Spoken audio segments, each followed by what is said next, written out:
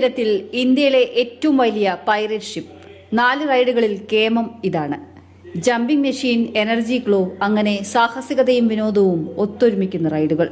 Pyrite ship എന്ന് പറഞ്ഞ് south ഇന്ത്യയിൽ ആദ്യമായിട്ട് 50 അടി ഹൈറ്റിൽ പോകുന്ന ഒരു ത്രില്ലർ റൈഡും, പിന്നെ എനർജി സ്റ്റോം എന്ന് പറഞ്ഞ് ഒരു 360 ഡിഗ്രി ചുറ്റുന്ന ഒരു റൈഡും, പിന്നെ ഒരു ഫാമിലി റൈഡ് സ്റ്റാർട്ട് ചെയ്യുന്നുണ്ട്.